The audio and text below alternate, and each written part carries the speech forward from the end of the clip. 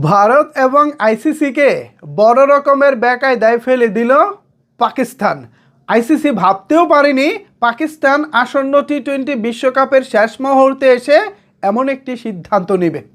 বাংলাদেশকে অন্যায়ভাবে বিশ্বকাপ থেকে বাদ দেওয়ার প্রতিবাদে পাকিস্তান সিদ্ধান্ত নিয়েছে আসন্ন টি-20 বিশ্বকাপে ভারতের বিপক্ষে ম্যাচটি তারা বয়কট করতে চলেছে।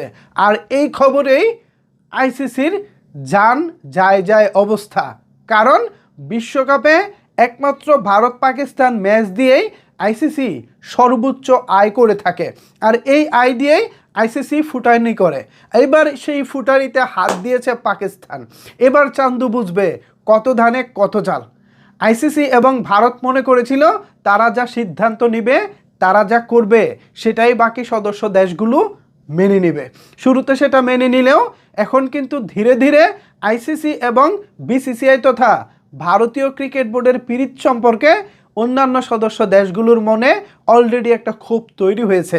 সেই ক্ষোভের বহিঃপ্রকাশ কিন্তু এবার পাকিস্তান ঠিকই নিয়েছে। বাংলাদেশকে অন্যায়ভাবে বিশ্বকাপ থেকে বাদ দেওয়ার ফলে পাকিস্তান ভারতের বিপক্ষে আসন্ন টি-20 বিশ্বকাপের ম্যাচ খেলবে না। আর এই বিশ্বকাপের ম্যাচ না খেললে আইসিসি হারাবে প্রায় 6,000 কোটি টাকা। আজকে ভারতীয় একটি গণমাধ্যম এনডিটিভি এমন হিসাব প্রকাশ করেছে। এবার বুঝতে পারছেন তো আইসিসির মাথা কেন খারাপ হয়েছে।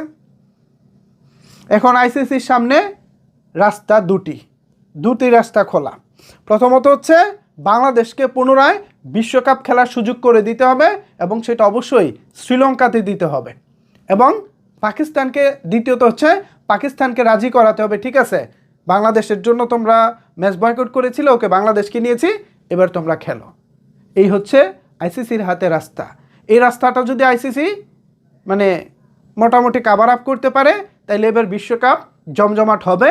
অন্যথায় শেষ মুহূর্তে যদি আইসিসি পাকিস্তানের উপরে বড় কোনো নিষেধাজ্ঞার পথে হাঁটে, তাহলে আমার মনে হয় না এবারের বিশ্বকাপটা আর ভালোভাবে অনুষ্ঠিত হবে।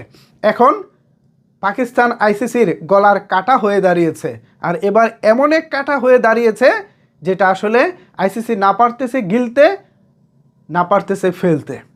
কারণ বিশ্বকাপ শুরু হতে আর মাত্র 5 দিন বাকি।